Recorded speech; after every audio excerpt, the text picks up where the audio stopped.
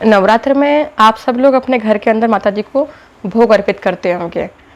माता जी की स्थापना हो या ना हो, हम सब चीज़ें करें ना करें, पर रोज़ की पूजा के अंदर घर के मंदिर में कुल देवी के लिए माता जी को हम भोग अर्पित करते ही हैं और प्रसाद रखते हैं।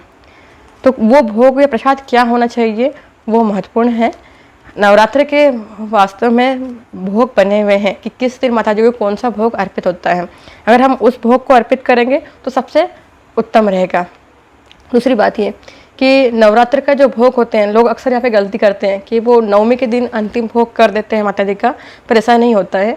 नवरात्र का अंतिम भोग दशमी के दिन होता है। माता जी का विसर्जन भी दशमी के दिन होता है, नवमी के दिन विसर्जन नहीं होता। नवरात्र का अर्थ होता है नवरात्रियाँ, माता जी की उपासना की, माता जी के 9 स्वरूपों की पूजा। अगर हम नवमी के दिन विसर्जन कर लेते हैं, नवमी के दिन लोग व्रत भी खोल लेते हैं, तो वो गलत है। दशमी के दिन माता जी का पूर्ण भोग लगाकर उत्थापन किया जाता है।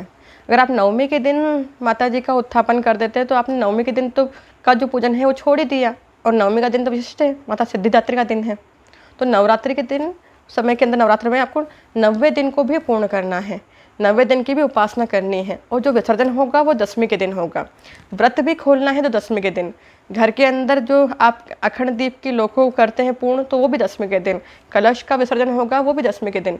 नवमी के दिन के अंदर कोई विसर्जन नहीं होगा, और दशमी के दिन माता जी को जो होता है पूर्ण भोग लगा करके, 10वां भोग लगा करके फिर पूजा को नवरात्र की पूर्ण किए जाते हैं। तो जो लोग नवरात्र के नवमी के दिन सब कर देते हैं वो उचित नहीं है। हम फिर माता जी के 8 स्वरूपों की पूजा कर पा रहे हैं और 9 दिन के पूरे नियम को पूरा नहीं कर पा रहे, तो हमेशा आपको दशमी के दिन करना है। अब हम देख लेते हैं कि 9 दिन के भोग कैसे हैं। ये भोग बहुत सरल है, आप सरलता से घर में कर सकते हैं इनको। और साथ के अंदर इन भोगों को आपको कैसे करना है, जो भी आप भोग अर्पित करें तो केवल आपको अकेले को, घर वालों को खा लेना है, वो सही नहीं है। ये तो ऐसा ही होता है ना कि जैसे हमने कहीं बीज लगाना हो और बीज लेकर के आए और उस बीज को हमने खुद नहीं खा लिया, तो बीज उगया कैसे। उसी प्रकार जो भी हम माता जी को भोग अर्पित करते हैं वो आपको प्रसाद में लेना है, प्रसाद के अंदर वो प्रसाद दूसरों को वितरित भी करना है। आप इस 10 दिन तक जो भोग लगाएंगे वो अधिकतम लोगों को आपको बांटना है। कोशिश कीजिए कि 20% भोग आप अपने परिवार के लिए रखिए और 80% हमेशा बांटिए। जब भी आप पूजा करें, कोई उपासना करें, माता जी के लिए प्रसाद बनाएं, तो ये याद रखिए, अगर आप प्रसाद सारा खुद ही खा लेते हैं तो आपको उसका फल कैसे मिलेगा। वो प्रसाद माता जी का स्वरूप मान करके कन्याओं को, ब्राह्मणों को या अन्य पशु पक्षियों को, गौ माता को, इनको अर्पित करना है। ऐसा आप करेंगे तो आपको उस भोग का पूर्ण फल प्राप्त होगा। तो जो भी भोग आप अर्पित करते हैं इस नवरात्र के दिनों में, वो आपको अधिकतम वितरित करना है और एक हिस्सा उसका छोटा वो अपने लिए रखना है। रोज़ खुद भी उस भोग को प्राप्त करना है और बाकी बांटना है।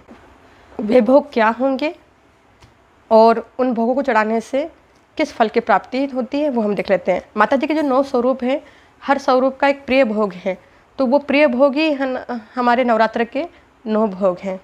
तो आप इन भोगों को एक बार समझ लीजिए।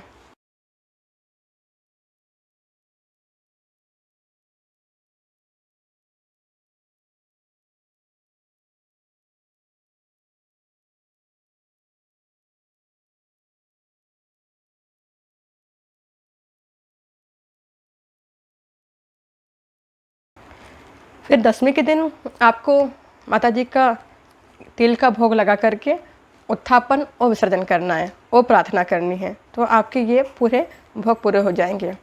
अगर बीच के अंदर किसी दिन कोई भोग नहीं हो पाता है, उपलब्ध नहीं हो पाता है, तो डरना नहीं है। फिर ऐसी स्थिति में आप फल और मिश्री का भोग लगा करके माता जी से प्रार्थना कर लीजिए, और बाद में उस दिन का वो जो भोग है वो उसी तिथि को, कोई अगली तिथि के अंदर आप वो भोग अर्पित कर लीजिए। जैसे अगली कोई पंचमी का भोग रह गया, तो आप अगली किसी पंचमी के दिन उस भोग को माता जी को धरा दीजिए, तो इससे आपका भोग पूर्ण हो जाएगा, भोग सेवा पूरी। और ये भोग सेवा पूरी करना अच्छा भी रहेगा, नवरात्र का एक पूरा जो कहते हैं उपासना वो पूरी हो जाएगी।